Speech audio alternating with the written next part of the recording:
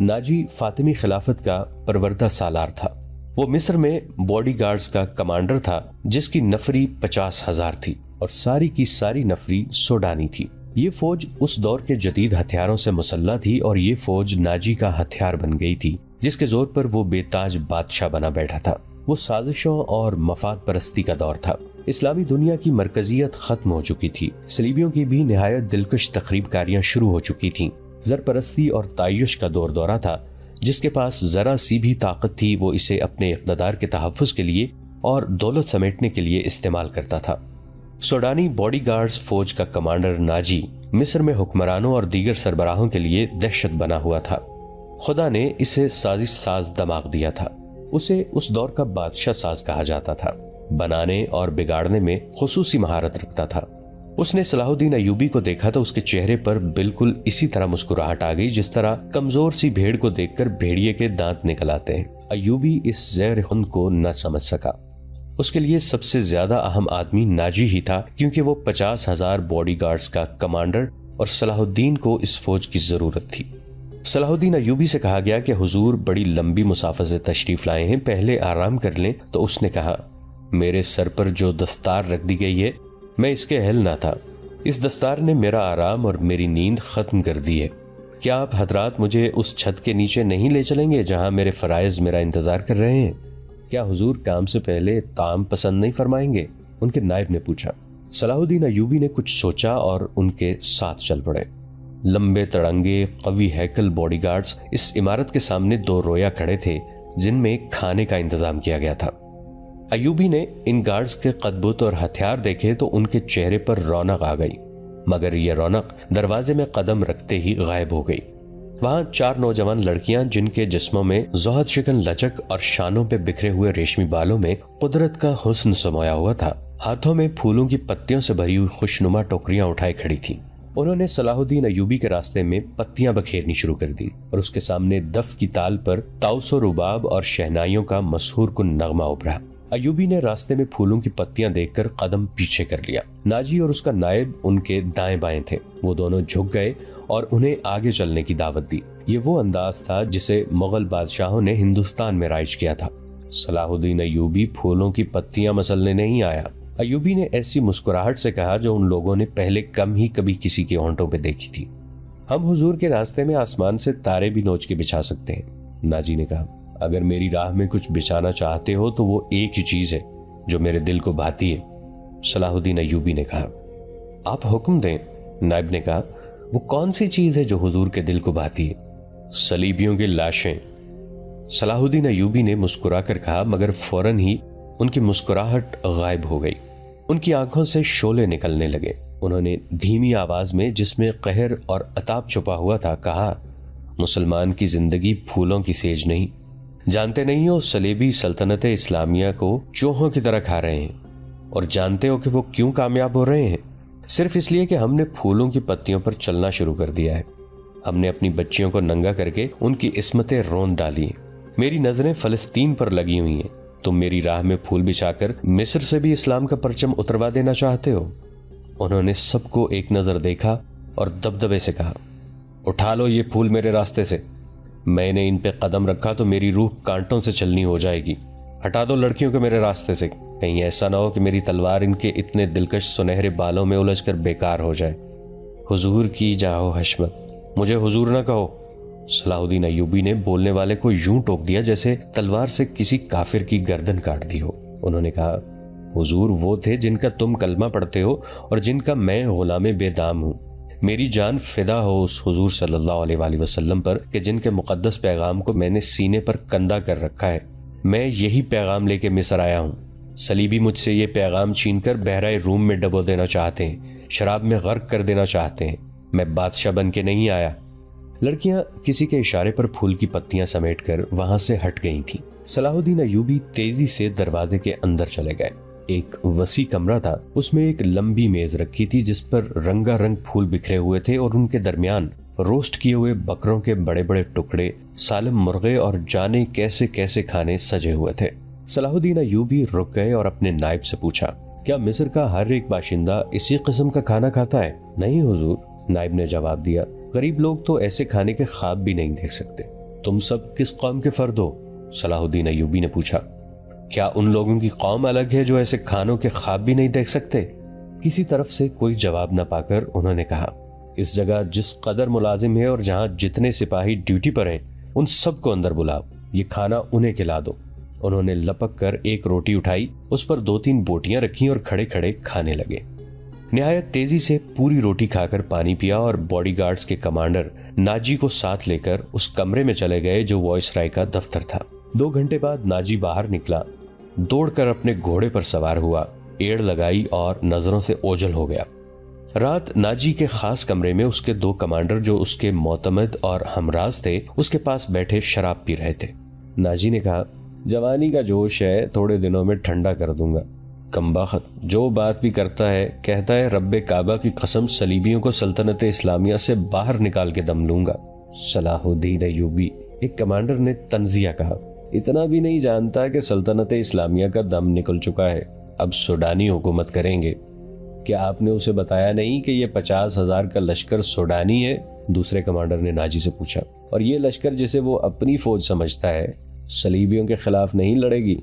तुम्हारा दिमाग ठिकाने है और दुश?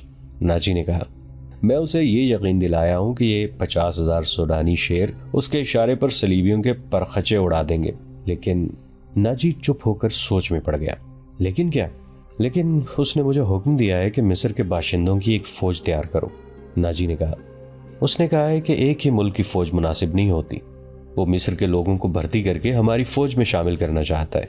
तो आपने क्या जवाब दिया? मैंने कहा कि आपके हुक्म की तामील होगी। नाजी ने जवाब दिया, मगर मैं ऐसे हुक्म की तामील नहीं करूंगा। मिजाज का कैसा है? औरदिश ने पूछा। जिद का पक्का मालूम होता है, नाजी ने जवाब दिया। आपकी दानिश और तजर्बे के सामने तो वो कुछ भी नहीं लगता, दूसरे कमांडर ने कहा। नया नया अमीर मिस्र बन के आया है, कुछ रोज ये नशा तारी रहेगा। मैं ये नशा उतरने नहीं दूंगा, नाजी ने कहा। उसे इस नशे में बदमस्त करके मारूंगा। बहुत देर तक ये तीनों सलाहुद्दीन अय्यूबी के खिलाफ बातें करते रहे और इस मसले पर गौर करते रहे कि अगर सलाहुद्दीन अय्यूबी ने नाजी की बेताज बादशाही के लिए खतरा पैदा कर दिया तो वो क्या कार्रवाई करेंगे। उधर सलाहुद्दीन अय्यूबी अपने नाइबीन को सामने बिठाए ये जहन नशीन करा रहे थे कि वो हुकूमत करने नहीं आए और ना किसी को हुकूमत करने देंगे।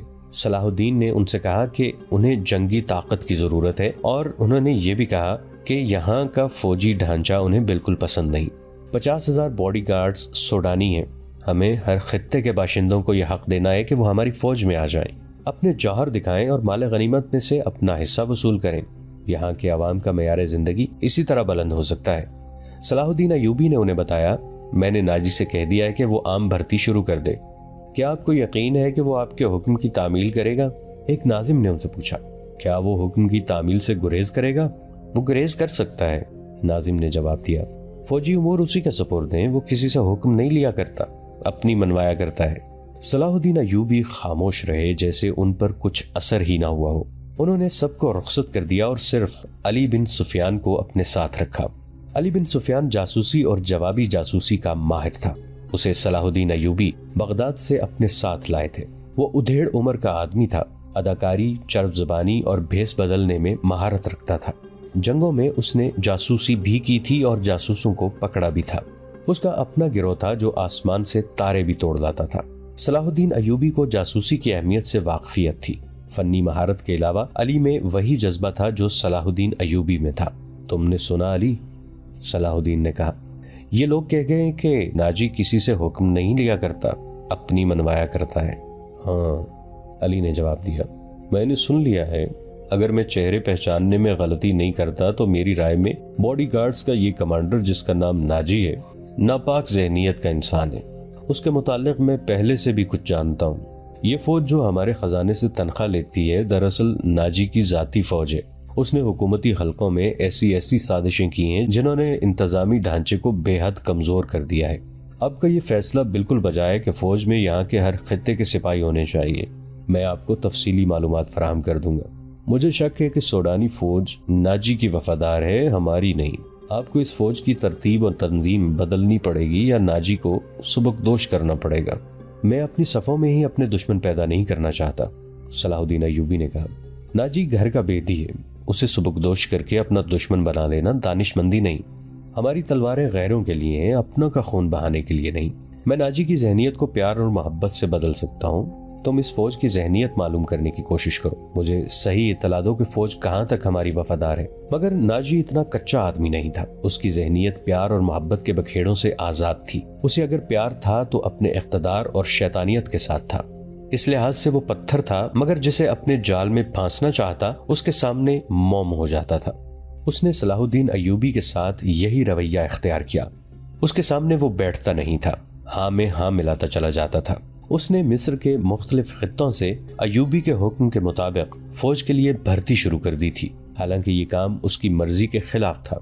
दिन गुजरते जा रहे थे। सलाहुद्दीन अय्यूबी उसे कुछ कुछ पसंद करने लगा था। नाजी ने उसे यकीन दिलाया था कि सूडानी बॉडीगार्ड्स फौज हुक्म की मुंतजिर है और ये कौम की तवक्कुआत पर पूरा उतरेगी। नाजी सलाहुद्दीन अय्यूबी को 2-3 मरतबा कह चुका था कि वो बॉडीगार्ड्स की तरफ से इसे दावत देना चाहता है और फौज इसके एजाज में जश्न मनाने के लिए बेताब है, लेकिन सलाहुद्दीन अय्यूबी मसरूफियत की वजह से ये दावत कबूल नहीं कर सका था। रात का वक्त था।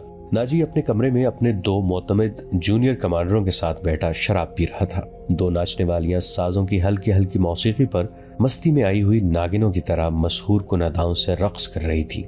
उनके पाँव में घुंघरू नहीं थे, उनके जिस्मों पर कपड़े सिर्फ इस कदर थे कि उनके सतर ढके हुए थे। इस रक्स में खुमार का तासुर था। दरबान अंदर आया और नाजी के कान में कुछ कहा। नाजी जब शराब और रक्स में महव होता था तो कोई मखल होने की जुर्रत नहीं कर सकता था। सिर्फ दरबान को मालूम था कि वो कौन सा जरूरी काम है जिसकी खातिर नाजी ऐशो तरफ की महफिल से उठा करता है, वरना वो अंदर आने की जुर्रत न करता। उसकी बात सुनते ही नाजी बाहर निकल गया और दरबान उसे दूसरे कमरे में ले गया। वहाँ सूडानी लिबास में मलबूस एक उधेड़ उम्र आदमी बैठा था। उसके साथ एक जवान लड़की थी। नाजी को देखकर वो उठी। नाजी उसके चेहरे और कद-काठ की दिलकशी देखकर ठिठक गया। वो औरतों का शिकारी था। उसे औरतें सिर्फ अपनी अय्याशी के लिए दरकार नहीं होती थीं। उनसे वो और भी कई काम लिया करता था, जिनमें एक ये था कि वो निहायत खूबसूरत और अय्यार लड़कियों के जरिए बड़े बड़े अफसरों को अपनी मुट्ठी में रखता था, और एक काम ये भी करता था कि उन्हें अमीरों वजीरों को ब्लैकमेल करने के लिए इस्तेमाल करता था और उनसे वो जासूसी भी कराता था। जिस तरह कसाब जानवर को देखकर बता देता है कि उसका गोश्त कितना है, इसी तरह नाजी लड़की को देखकर अंदाजा लगा लिया करता था कि ये किस काम के लिए मौजू है। लड़कियों के व्यापारी और बर्दफरोश अक्सर नाजी के पास माल लाते रहते थे। ये आदमी भी ऐसे ही व्यापारियों में से लगता था। लड़की के मुतालिक उसने बताया कि तजुर्बाकार है, नाच भी सकती है और पत्थर को जबान के मीठे जहर से पानी में तब्दील कर सकती है। नाजी ने इसका तफसीली इंटरव्यू लिया। वो इस फन का माहिर था। उसके मुताबिक उसने लड़की का इम्तिहान लिया और उसने ये राय कायम की कि जिस काम के लिए वो एक और लड़की को तैयार कर रहा था, उसके लिए ये लड़की थोड़ी सी ट्रेनिंग के बाद मौजू हो सकती है। सौदा तय हो गया। व्यापारी कीमत वसूल करके चला गया। नाजी लड़की को उस कमरे में ले गया जहां उसके 2 साथी रक्स और शराब से दिल बहला रहे थे। उसने लड़की को नाचने के लिए कहा। लड़की ने जब चोगा उतार कर जिस्म को 2 ही बल दिए तो नाजी और उसके साथी तड़प उठे। पहली दोनों नाचने वालियों के रंग पीले पड़ गए। इस नई लड़की के सामने उनकी कदर और कीमत कम हो गई थी। नाजी ने इसी वक्त महफिल बर्खास्त कर दी और उस लड़की को अपने पास बिठाकर सबको बाहर निकाल दिया। लड़की से नाम पूछा तो उसने ज़िकोई बताया। नाजी ने उसे कहा, ज़िकोई, तुम्हें यहाँ लाने वाले ने बताया था कि तुम पत्थर को पानी में तब्दील कर सकती हो। मैं तुम्हारा ये कमाल देखना चाहता हूँ। पत्थर कौन है? ज़िकोई ने पूछा। नया अमीर मिस्र, नाजी ने जवाब दिया। वो सलार आजम भी है। सलाहुद्दीन अय्यूबी? ज़िकोई ने पूछा। हाँ, सलाहुद्दीन अय्यूबी, नाजी ने कहा। अगर तुम इसे पानी में तब्दील कर दो तो उसके वजन जितना सोना तुम्हारे कदमों में रख दूंगा। वो शराब तो पीता होगा? नहीं, नाजी ने जवाब दिया। शराब, औरत, नाच गाने और तफरीह से वो इतनी ही नफरत करता है जितनी हर मुसलमान खंजीर से करता है। मैंने सुना था आपके पास लड़कियों का ऐसा तिलिस्म है जो नील की रवानी को रोक लेता है। ज़िकोई ने कहा। क्या वो तिलिस्म बेकार हो गया है? मैंने अभी आजमाया नहीं, नाजी ने कहा। ये काम तुम कर सकती हो। मैं सलाहुद्दीन अय्यूबी की आदतों के मुतालिक तुम्हें बहुत कुछ बताऊंगा।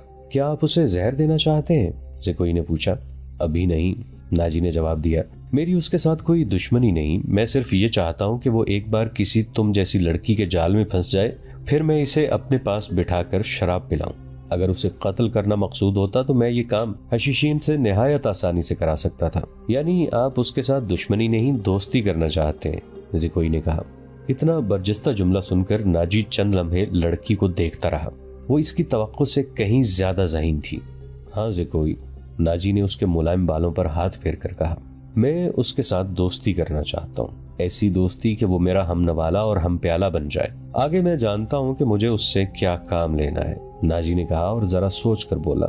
लेकिन तुम्हें यह भी बता देना जरूरी समझता हूँ कि एक जादू सलाहुद्दीन अयूबी के हाथ में भी है। अगर तुम्हारे हुस्न और नाजो अंदाज पर उसका जादू चल गया तो मैं तुम्हें जिंदा नहीं रहने दूंगा। अगर तुमने मुझे धोखा दिया तो तुम एक दिन से ज्यादा जिंदा नहीं रह सकोगी। सलाहुद्दीन अयूबी तुम्हें मौत से बचा नहीं सकेगा। तुम्हारी जिंदगी और मौत मेरे हाथ में है, तो मुझे धोखा नहीं दे सकोगी। इसीलिए मैंने तुम्हारे साथ खुलकर बातें की हैं, वरना मेरे रुतबे और हैसियत का आदमी एक पेशावर लड़की के साथ पहली मुलाकात में ही ऐसी बातें कभी नहीं करता। ये आपको आने वाला वक्त बताएगा कि कौन किसको धोखा देता है। ज़कोई ने कहा, मुझे ये बताइए कि सलाहुद्दीन अयूबी तक मेरी रसाई किस तरह होगी। मैं उसे एक जश्न में बुला रहा हूँ, नाजी ने कहा। उसे रात अपने यहाँ रखूंगा और तुम्हें उसकी ख्वाबगाह में दाखिल कर दूंगा। मैंने तुम्हें इसी मकसद के लिए बुलाया है, आगे मैं संभाल लूंगी। नाजरीन, आज के लिए इतना ही। हमारी वीडियो से अपडेटेड रहने के लिए हमारे इस चैनल को सब्सक्राइब करके नीचे मौजूद बेल आइकन को जरूर क्लिक कीजिएगा। आपके साथ इंशाल्लाह जल्द मुलाकात होगी इसी कहानी की नई किस्त के साथ। तब तक के लिए अपना बहुत सा ख्याल रखिएगा। हमारा और आपका अल्लाह निगहबान।